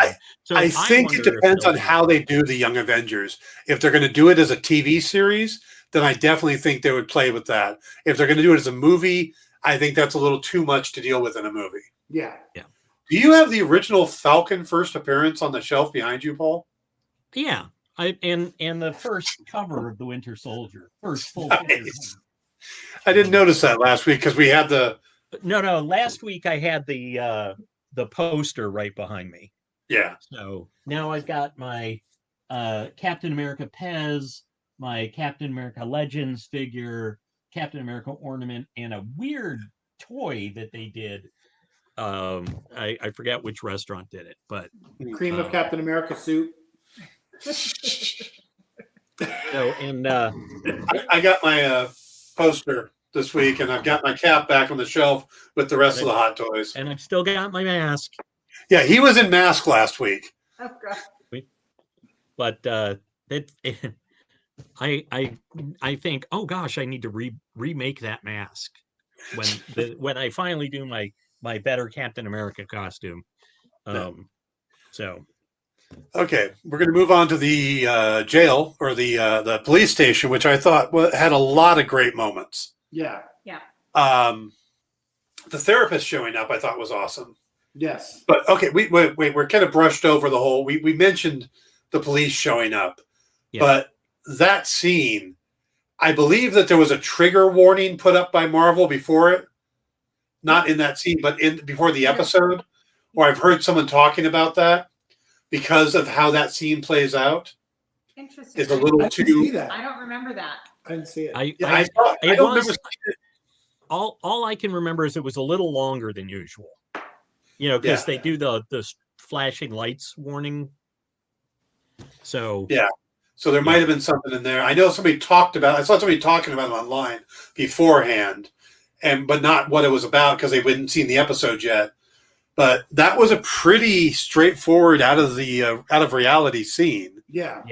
The cop with his gun, hand on his gun, which, that was just way over. I mean, it's uncomfortable, but it should be uncomfortable. Yeah, literally two guys talking. And, they were kind of yelling at each other. Yeah, and the cop did pull up and see them yelling, so it wasn't just they pulled up because it was a black. They at least saw but it still was not good. Yeah. No. Yeah. So, and of course that leads to Bucky getting arrested, which was a nice juxtaposition. Yep. True. Yeah. And then we get to the police station and the therapist shows up and we find out she actually has a connection to Walker. They've worked on something before, but is it as a therapist? She had been in combat before she became a therapist. Yeah, she's in the military. So I'm wondering if she's going to be a source of information on Walker for them. Yeah. That's possible. It's possible because she's not his doctor. I mean, but still, there is psychiatrists tend to not give up information. Well, I feel like, and this is where his privilege really came into play in this particular scene because he walked in and they're like, I didn't bail him out, and then he walks up, I did. Yeah, that just I got pulled. I'm Captain America. You know what I mean? Like And then they do the session, which was fantastic, which was just great. But I like how it came down to Bucky saying, if you gave up the shield, that means Steve was wrong about you. It means he was wrong about me. Which makes him doubt everything about himself at this point. That to me was a line up there with what is grief but love persevering. Yes. That was an emotional gut punch of a comment because at that moment you understand all of Bucky's self-doubt. You understand everything he's coming about because he's been evil. He's been a killer for so long, and the only person that knew him as a life before that is Steve. And if Steve was wrong that he's redeemable, then is he? I mean, it puts everything into question. I thought that was such an amazing line. And I think it also puts the banter between the two of them. That scene, my friend Lisa was not looking forward to this series because she saw it as the buddy cop arguing thing, which she thinks is an old trope that nobody wants anymore. Yeah, I think we do, but here we see that it's actually fueled by passive aggressiveness based on their own self-doubts. Sam's self-doubt about giving up the shield and trying to fill Steve's role, and Bucky's doubt about himself being redeemable, and it comes out in this aggression towards each other because they're the connection to Steve that since Steve's not there anymore. Yeah. Right. And, and back in the hangar, Sam pointed out, you don't get to tell me, you don't get to come with your 106-year-old, stuff and tell me about, how to run my life. And I think part of that is again, unconsciously, I think in Bucky's case, the kind of the white privilege stuff, but also it's like, Bucky knew Cap in the war. Bucky is also enhanced. Sam is not enhanced. Yeah. And so, he probably feels, that's part of the reason why he has this problem with inadequacy or worried about inadequacy is because Steve was the super soldier and Sam isn't. Yeah. So I always suspected that that Bucky knew about Steve choosing Sam and possibly wanted to choose Bucky instead, but Bucky was the one that turned it down because he didn't feel confident in his abilities to be good, if you will, like because he had done so many bad things. I agree that Bucky knew. That look on Bucky's face when there's an old guy sitting over there, he goes, "Go ahead." Bucky knew what was happening. Yeah. Well, and also in his farewell, don't do anything I can do. I don't know if he wanted Bucky to be Cap or if he always planned to give it to Sam. I think he may have always planned to give it to Sam. I agree with talk to Bucky about it beforehand. Yeah, and I think Bucky agreed with him. It's like he's the guy. We don't have to agree on everything. No. That's true. Again, couple counseling, going to put you face to face. Come on. Wait, no, it's soul gaze, not soul glare. That's right. And laser glare. Yeah. All right, we're almost at the end of the episode where they end up after the session, which I thought was great. And Bucky turning around going, "What was rule number 2 again?" Don't hurt anybody. Might miss that one. Yeah. Well, I think, again, he's in that position where he's worried that he's gonna lose whatever progress that he was making. Like that he may be headed down the dark path again, even for good reasons. Now, see, I don't know if that's what I took from that team. I think that's the point. He's decided already they need to go see Zemo. Yeah. And I think if he's going to break rule number 2, it's going to be with Zemo. Yeah, fair. What this scene does especially again with what's been going on in the world for the last year, this scene normalizes therapy. Like it does. Yeah. It helps people tell. It says in popular culture, it's okay to have a conversation with somebody who's a professional. Yeah. It does. And that's man, could Wanda have used that woman? Yeah, no kidding. No kidding. Yes. Maybe she'll become the Avengers therapist. Oh my God, that would be awesome. Can you imagine Groot? She's awesome. Oh yeah. So Thor, do you think maybe you're eating your feelings? Huh? I'd just like to see her have a sesh with Drax. Oh my God. Oh, that'd be great. Or Nebula. Yeah. Oh God. Any of the Guardians, really. Any of the Rocket, Groot. Yeah. Great. Yeah. But the best part would be if she understood Groot. But see, that would be hilarious. She speaks Groot. It was an elective. It was an elective. Right. Okay, so we get them outside, and after being arrested, John Walker thinks, "Let me get their attention with a siren."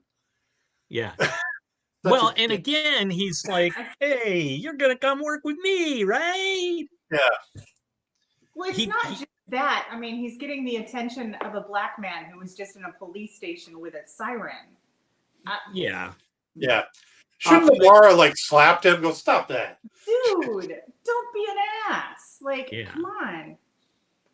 But his whole thing is just by then, the longer he's doing it, the more we're seeing him, the more he's kind of coming off with this, you know, he's very sunk into that. I hate him more and It's more. starting to get to his head that he's Captain America. Yes. Yes. Which I think is a pretty good indicator that he's going to live through this series and he's going to end up being U.S. agent. Oh no, I agree. I don't think they would hire an actor like him if they weren't going to use him for something in the long haul. Yeah. Yeah. And by the way, he's pretty well known at this point. Yeah, and I'm pretty sure that this is the first father-son combo in the MCU. I expect to see Goldie in something soon. Yeah. But boy, there are moments where I just can't not see his dad, which I feel guilty about because he's doing a fine job and he's not doing an impression of his dad. There's just, when you grow up in somebody's house, you pick up mannerisms. Oh, absolutely. And certain things pop up and I'm just like, oh geez, I can't not see it. He's in an episode of Black Mirror and I felt the same way, but I didn't know who he was yet. And I looked him up and I was like, oh, now I understand what he felt so familiar. But yeah, you get that with it. I mean, it's like I was just talking earlier to a friend about Sean Pertwee, who, when you watch him, I mean, he's a great actor and all this other stuff. But if you spend any time watching John Pertwee as Doctor Who, you start seeing some similar mannerisms in Sean. He definitely picked up from his dad. That's mostly, though, because Sean kept using Venusian Aikido in Gotham. It's harder to do without the forearms. Yes, definitely. Wow. Good night, folks. Yeah, if any place to end on. So then they decide, of course, Walker yells at them to stay the hell out of their way. It kind of gets aggressive, which I think is the wrap up. Yeah. Well, where he starts off with like, oh, it only makes sense we're going to join forces. And they're like, no, we can go places and do things that you are going to need forms in triplicate. And which is like but you also have the red tape. It's also the mini Civil War question. Nice that. Yeah, true. Version of the Sokovia Accords. Yeah. But I wonder if the Sokovia Accords. I mean, the Sokovia Accords are still in effect. They are in effect because that's why Hayward was arrested. What's his name in the director of Sword of Sword. I would say Sword. The director of Sword. That's why he was arrested because he broke the Sokovia Accords. Yeah. So they're still in effect, but I don't know if because of I don't know how that's handled with Sam he's working with the Air Force. Would he have had to sign them by now? Yeah. Good point. He's not a part of them. But he also said he was under contract. He had military contracts because that's how he was trying to get the bank loan. There you go. That's right. Right. Yeah. Right. He has permission to do illicit things. Yeah. Well, but that's the thing is that he's theoretically doing the illicit things outside of the government work. Oh right. God, that jumps back to John in the truck. Well, Red Wing's government property and kind of the government. It's like no. You got to wonder if he's going to contact somebody at Stark or something to get another Red Wing or. Well, it was Stark Tech to begin with. Yeah, that's the thing that was weird to me. He said it was government property, and I'm like, no, it's not. It's Stark Tech. Yeah. Well, it depends. The wingsuit he has is not. I mean, is it the bare bones of the original that Stark built on, or did he build a whole new wingsuit? No, it was It was Red Wing that was referred to as government property. Well, they didn't. Red Wing never came. I think because they referred to the wings as government property in Civil War. That's why they confiscated them. Right. Yeah. And Stark enhanced it, but Stark was a military contractor, and in essence, the Avengers were some branch, if you will, of the military, I guess. Yeah. To a degree. Yeah, it's very. Yeah. There's a lot of red tape there. There's a lot of red tape there. Yeah. I thought it was weird, though, that out of everything, he would refer to Red Wing as government property. Yeah. Yeah. But like basically saying, well, I'm the government. Like, no. Again, Steve was all about being a symbol for the ideals, not for the nation.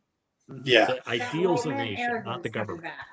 Yeah, he is definitely more Djangoistic than Steve ever will be. Yeah. Was ever. Jingoistic. Jingoistic. Django. Jingoistic.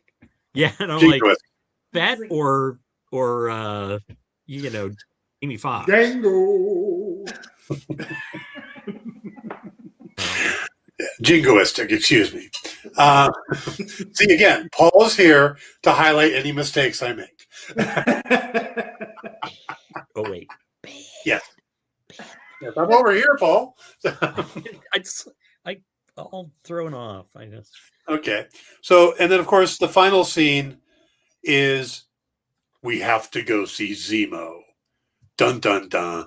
And this feels like what they're doing is we have a whole episode, and then this is what we're going to highlight next episode. Here's John Walker. A whole episode about John Walker and meeting, and then here's Zemo. And I think we're going to get that in the third episode of all that stuff, and then here's Sharon. Yeah. One of the things that really got me about Zemo though, who is he playing chess against? Himself. Well, I'm wondering. It's like, because I think it's a lot like Silverado. John Cleese playing chess in Silverado. He has the guy sitting across from him. He makes the move, then he spins the board, and then makes the move the other side. The guy is just there as a prop. Right. It's probably like a guard. Although I can't help but remember, the whole Xavier Magneto chess match. So I wonder if there's somebody, maybe he's playing, I don't know who's, is that supposed to be a Hague, a United Nations? It's definitely the UN. He was arrested by the UN.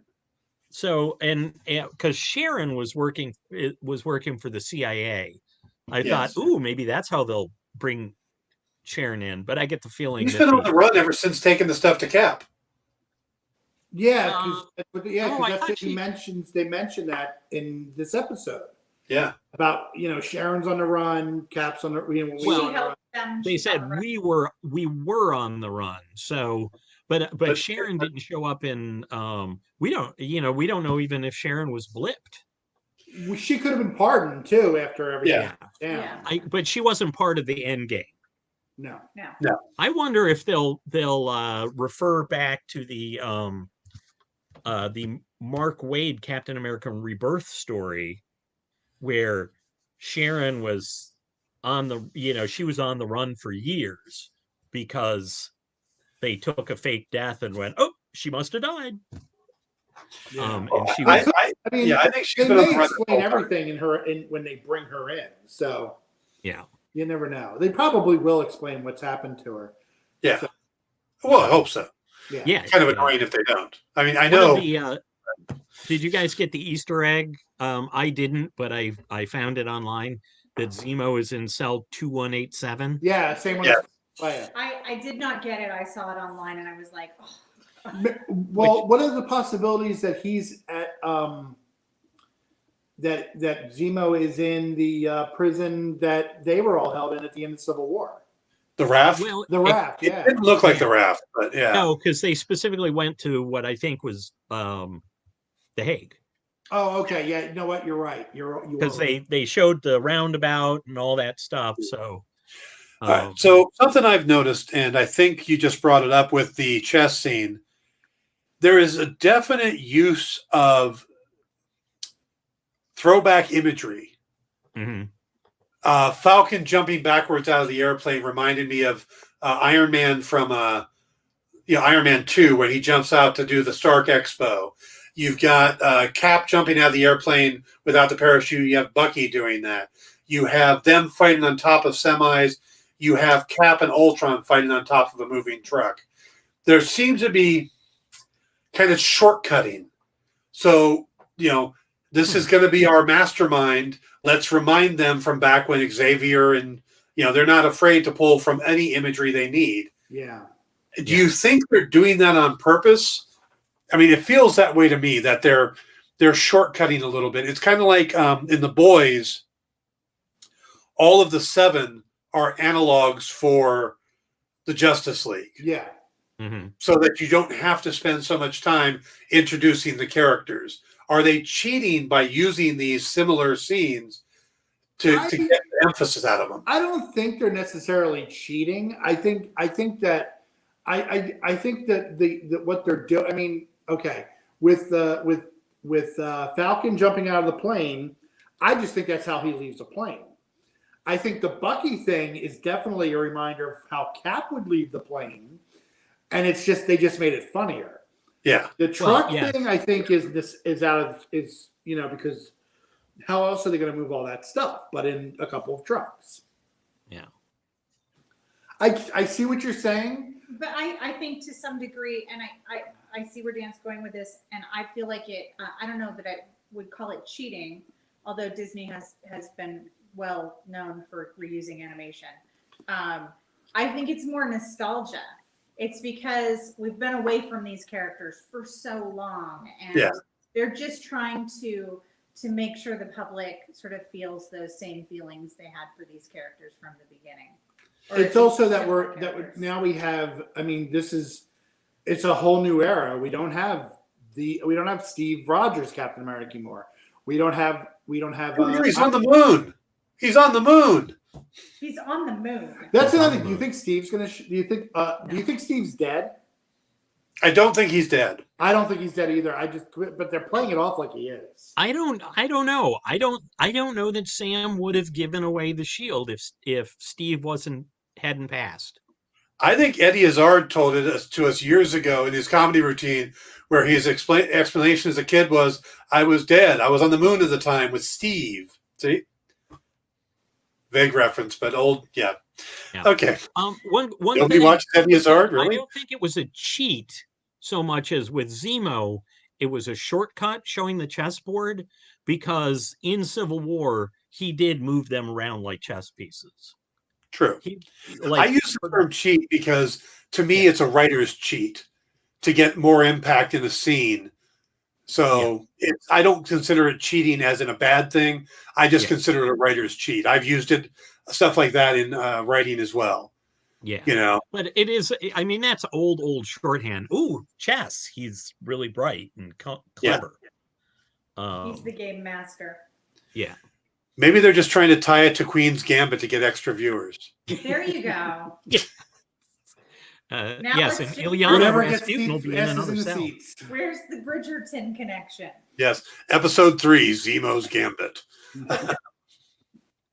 All right, let's wrap this up with some predictions for episode 3, and let's start with our guests. What? Zemo. I mean, that's not much of a prediction, but I think we're going to go really deep into his stuff. I'm hoping for Zola. So. Not for episode 3, though. You don't think so? Maybe. I'm kind of curious how far they'll go in episode 3, because I don't see us seeing Bradley again in episode 3 at the very least, because they're going to be going to get Zemo out and head to wherever Zemo says this is where we need to go, which could be Madripoor, which could be it could go back to Sokovia. I mean, there's several things that could happen that they need to get, or but. We've only got 6 episodes, so this needs to be impactful. Yeah. Well, Paul? I want to make sure our guests are have finished before I'm done. I just think it's going to be Zemo-rific. Zemo-rific. All right. I do think there'll be lots and lots of Zemo, and we'll probably find out that Zemo had more going on than we realized. But I think Sharon will pop up, like you say, probably towards the end. What I'm really curious about with Zemo is why the mask? I mean, it's cool because that's the mask from the comics. Yeah. But like, is he wearing that because so people won't realize he's war criminal Zemo? because I'm sure he got. Maybe it was something he wore when he was doing his missions, when he was in the military, and now he's bringing it back. You know what I mean? Maybe it's something when he was, And they might be playing off the idea of symbolism. Captain America is a symbol, so maybe he comes across that they need a symbol that if something happens to them, it could carry on. Yeah. And there are that's the whole thing with the flag smashers. Exactly. Yeah. But yes, I'm predicting Sharon because I want her to be there, because gosh darn it, like Sharon and Sam are two of my favorite Cap supporting characters. So but I think that one of the things we're going to find out is that that the even the because Black Widow decrypted all the stuff in Civil War that or in Winter Soldier that Zemo used for Civil War. Right. Yeah. And we may find out that he had some connection. I think we'll find out Zemo has some connection to power brokers. Yeah. Power brokers. Okay. Yeah. Wouldn't all the stuff Zemo knows be online now? Well, yes, but see, again, he put stuff together. Yeah. I mean, if he's the chess player, so he knows how to connect things in ways that not everybody sees. Yeah. Well, I think we're going to get, again, I said it earlier, a Zemo-centric episode. I think we'll get Sharon Carter at the end. But I think we're going to go from Lethal Weapon to 48 Hours as they're getting him out of prison. Yeah. I'm curious if they're going to hand him over or if they're going to have to bust him out, which I think changes the show tonally. Because one, they're borrowing a prisoner. The other, they're now on the run. And Bucky doesn't need that type of bad story to happen. Yeah. So I'm hoping they get him out. But I do see them going to Madripoor. And I think that if we do not meet who the power broker is in this episode, then it's going to have to be, it's probably going to be a reveal. Yeah. Yeah. That if we don't get a power broker that we can, just a person who's the power broker, then it's going to be a Zemo, or not a Zemo, it's going to be a Zola or a Red Skull or something. Because it seems like we should have already met the power broker. They're building towards it. They're building towards a big reveal, I think. Right. So if we don't get the power broker by the end of the third episode, actually meet who he is, it's a reveal. If we don't meet him by the end of this coming episode, we'll meet him at the end of the fifth episode. And then there'll be a musical number where he's saying that it was the power broker all along. Did you say a mutant, Cole? Perhaps. A mystical? End of episode 1 is John Walker introduced. Episode 2 is Zemo's introduced. Sharon ended episode 3. Episode 4, we're going to end with Dave. Bradley in costume. We're going to get the flashback, and that episode 5 will be all about Bradley. And then that'll end with introducing the actual power broker, who will be Skrull or Zola. And then episode 6 will be the finale. I agree with you. Episode 5 has to be the Bradley episode. Yeah. And I think at some point, either Isaiah or Eli is going to be participating more. I think that I don't think that it'll just be, we'll go visit them again, or something like that. I think that we may see grandson. If his grandson. If his grandson has the abilities, it's going to come out when Sam because I think you're right. I think Sam's going to be the one to go back. Yeah. I think that's when if that's a possibility, that's when it's going to come out. Yeah. I would kind of like to see because Eli or because Isaiah still looks powerful. Yes. I would kind of like to see him get his chance to do something heroic and be lauded for it, because he's got people who can protect him. Well, and not that he needs redeeming, but I mean, because his character is so angry, rightfully so, to be able to drive that anger into something good. Yeah, and to be able to be recognized as a hero. Yes. After all this time. Yep. By the way, just had the wild thought that if it is Zola, the musical number would be "It's Been Zola All Along," sung by Toby Jones. Oh, that would be amazing. Oh, I'd be there for that. How could you not? I thought it would.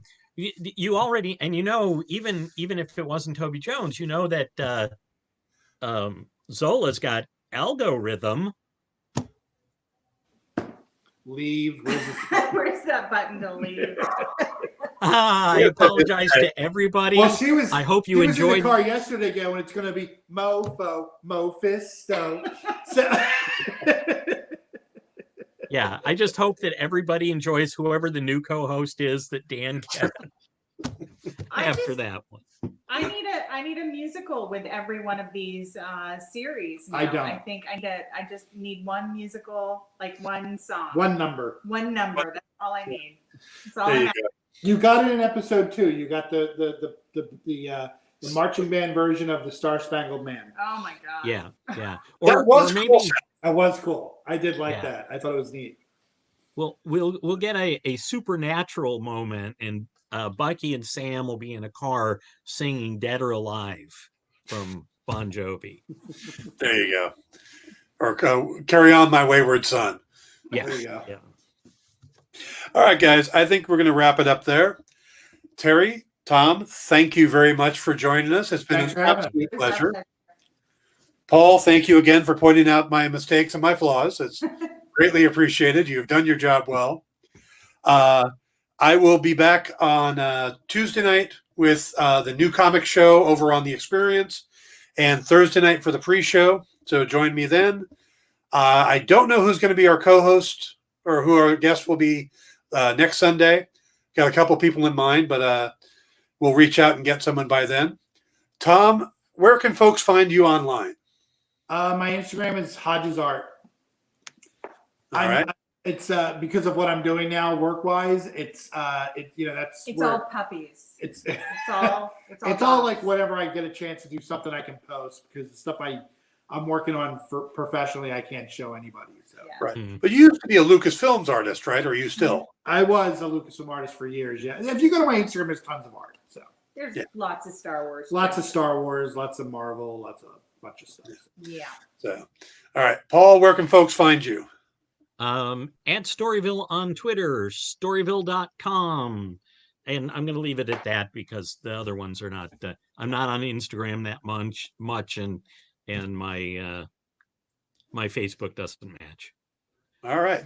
And if you're watching this right now, you've already found me. So that's pretty straightforward. This is Twitch, YouTube, and Facebook. If you are on any of those platforms, I would really appreciate it if you could hit like and subscribe. That helps. The bigger the numbers get, the better it goes. I mean, getting the word out there, making the show a little more popular would help out a lot. So would be appreciated, the likes and the subscriptions. Thank you all for tuning in. We will be back. Enjoy your Sunday night and the rest of your week. We'll see you soon. Good night.